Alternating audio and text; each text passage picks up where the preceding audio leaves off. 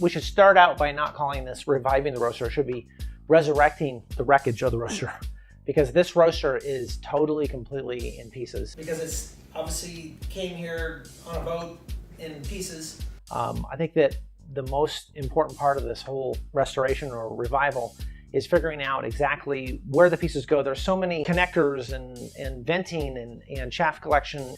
We've got all these belts. So I'm super excited that Don's helping me, because me and Don have done so many things together. What you do right now is like if you were to guess. So it sounds like we need to reconstruct it somewhat. So we're trying to figure out, how the thing functioned. It just blows me away that way back then, these people made these serious pieces of equipment, and they're heavy and they're cast iron, and the thing was bombed in World War. There's still a dent in it. I think it's from the bomb. So it's like reconstructing a crash. Yeah. An airplane crash. It is. And see if we can find the black box. Yeah. Maybe there's a black box. But it's amazing to me. This is actually a German beer. Tastes old. There's a certain romance to, I think, that era. Let's see where the layout is, and then we can take the parts and fine tune, clean them. Well, I think that what I'm most excited about is kind of doing everything historic, exactly the way it should have been done, especially like the afterburner and the chaff collector.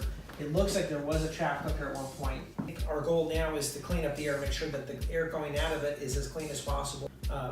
So we've got to come up with a way to vent it where we're not just blowing smoke straight up in the air. I found that one roaster that's similar, looks like it's half the capacity. It's a 60 kilo in Oslo, Norway. And there's really not a lot of help out there, except for the one roaster that's a little bit newer. I think it's dated about 1920, 1930, and ours is either late 1800s, maybe early 1900s.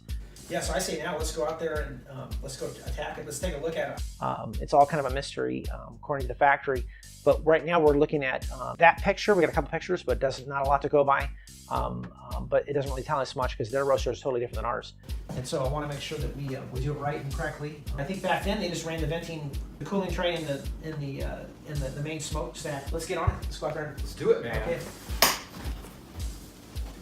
It's the old guy. The old one. I think this thing is, that what we're going to find with this kind of putting things together and trying to make things work, we're going to find that the guys in the old days definitely knew what they were doing. So this is the motor. This is the old motor. This is technically a 3-horse motor. Look, They definitely had an insight on how mechanics work, the reliability. much the same, even though that's 10 horse. That goes to show the technology. That's what 50 years will do for you. Yeah. Make the best with what you have, and we have this age of great technology, and so one of the things that we share in common is the ways of old, which are simple and true, but using modern technology and the tools that are available to just enhance that. To me, that's what excites me. Yeah. That one's probably, who knows, huh? Yeah. Well, that one I think is about a 1940, but I could be wrong. So we got to figure out what do we got here. So we put these on, try to lay it out and try to reconstruct it. So we still have some more of that. We know this guy here. So I think if they looked at the technology today, it'd blow their minds. But boy, that cast iron and everything's heavy. It's unforgiving. We've each already hit our heads 2 or 3 times on the thing, and it does not move. Sits up on top. And we just have to figure out, like Woody was saying, the configuration may be different. Same principle. It's better, like you say, keep it as original as you can. Yeah. Well, we're going to figure it out. I think that we've got so many pieces here. But so here we are. We're trying to figure out just first the venting. And now it's about the belts, trying to figure out the belts. And Don keeps cracking up saying, let's find the black box. And I'm like, let's find the black coffee box. And it's funny. But I think that what's so cool is that Don has this kind of let's get it done type of attitude. And I enjoy working with him because he'll if he sees something that makes sense, he'll jump at it and go after it. And we don't have to we kind of think on the same plane. As far as, he'll start doing something, I'll help him. I love the fact that he jumped in and got those belts done, got that sucker done. It was definitely needed to be done. So I think that we should start with that bottom piece. I think that's the fan, I'm assuming. We first saw this thing and unearthed it, the pallet after pallet, and tipping the semi-truck this way to get the thing out. and then going through these pallets of stuff, and like I said, piecing it together, seeing what goes where. But they're tough as shit. I said it. Just the belts itself is enough to confuse a person. But I think we're getting a pretty good idea how it kind of works. And then after this week, we're going to actually deconstruct the roaster, take it all apart, and then start cleaning and restoring and preserving. Is that going to be a heavy son of a gun? I guess. Skateboard to there. Oh no. And this. No. That to that. So we went out there and tried to figure out how those belts went on, and slowly getting that. And I'll bet those belts work fine. I don't even know how old they are, but I don't even know what they're made of, honestly. We know where this goes. Wow, it's heavy. She's gone. So he went through a lot to get this thing, even to get it here. So now the job begins, after quite a job even to get it here. And when this thing came off the truck, it took us all day to get it off the truck, using some of the old techniques. That pallet jack. Yeah.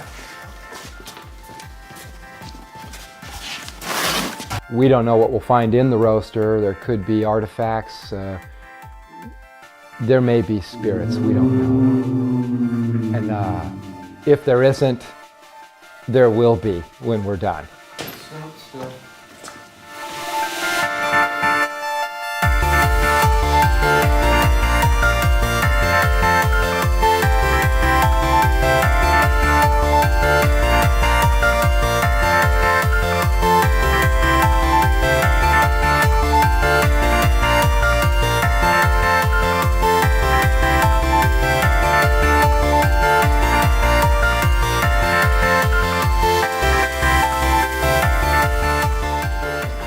Totally going.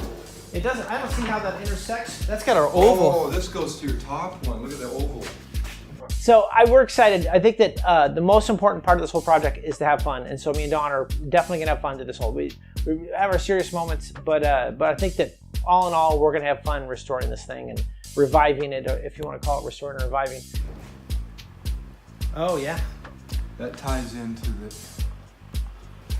Okay. Well, I think we have to conclude this because. That's the ovaler. All right. We'll pick it up next week. Okay. All right, man. It's a culmination. It's like the pull espresso machines. I wanted to build the greatest hand-pulled espresso machine, and now let's have the greatest coffee roaster that's the most historic. And the fact that I feel so lucky and honored, and I have so much gratitude, the fact that we're stewards of this roaster. It's your turn. Let's just roll it. Keep going. And so, really, neighbor.